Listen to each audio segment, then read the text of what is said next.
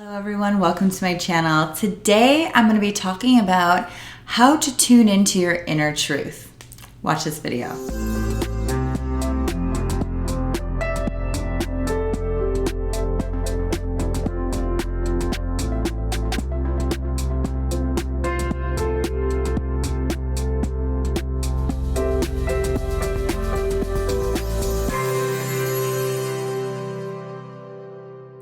Hello everyone, welcome to my channel. If you're new, please click the little subscribe button and the bell so you get notifications when I release new videos. And if you've been with me for a while, thank you so much and welcome back. Today, I want to talk about a subject that comes up so often in my coaching. When people really, truly want to align with their true self, with their truth, with their God-given calling, or universal alignment, whatever you want to call it. And they feel afraid that if they own their truth or they own what they feel, it will be taken away from them, or they will be wrong, or they will be proven wrong. This is a really big sort of karmic experience that I've seen and I went through myself for so many years when I was waking up and growing up and developing this gift and this ability to really tune into others. But I can only really tune into others because I've gotten so in tune with my own inner guidance. And we all can do this. And when we get in touch with our inner guidance, we get to stand firmly and confidently in the calling that we were given, or what I could say we chose, right?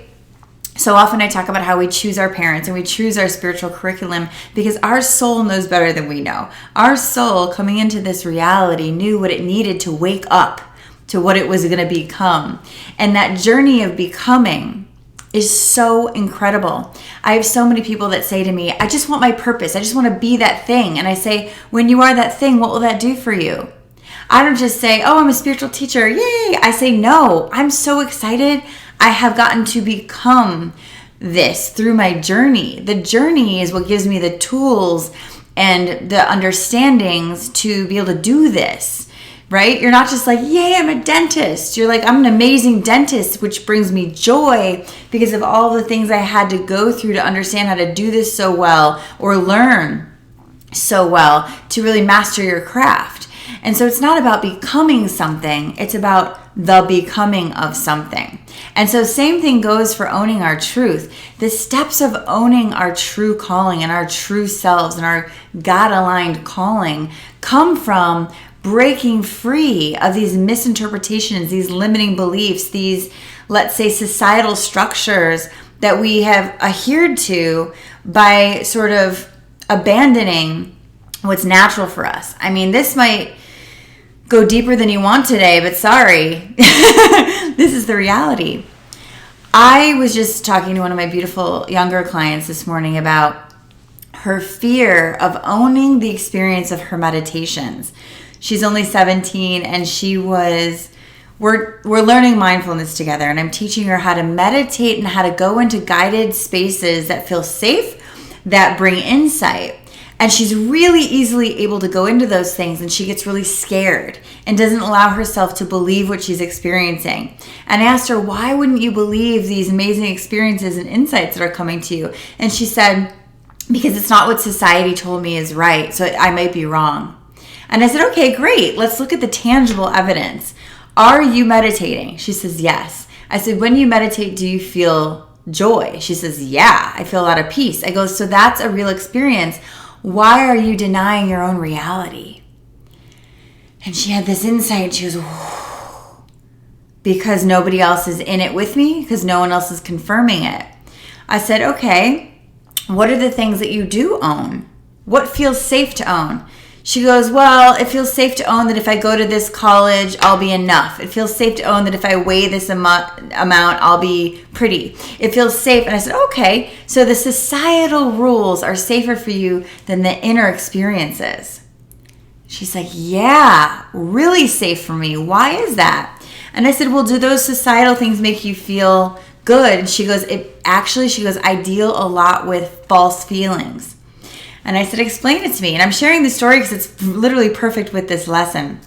She said, well, I feel like I was conditioned to think that those things would make me feel enough. And my inner world has never been validated, so I don't know if it's enough. And that's my point. My point is so often our calling in life has been given a lot of contrast. I'm going to share why. Your calling has been given a lot of contrast, meaning maybe you're an artist and you're born into a family of lawyers who doesn't really validate art so much because that's not what validates who they are. And so you have a lot of things to go against externals to be able to fully come into your own inner authority. You might struggle with giving opinions a lot more credence than your own creed. You may struggle with feeling like other people don't validate the thing that feels so amazing to you while you're doing it.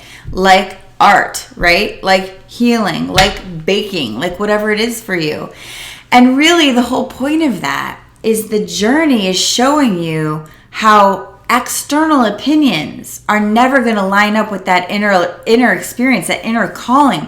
Because the whole point in owning a calling is to line up with your inner authority, your God-like experience, that feeling of bliss that is not confirmed by others, because you're not supposed to be giving this, let me say, authority. Like we give false gods, right? Parents are false gods. Society's a false god. Opinions are false gods. Money's a false god. Beauty's a false god.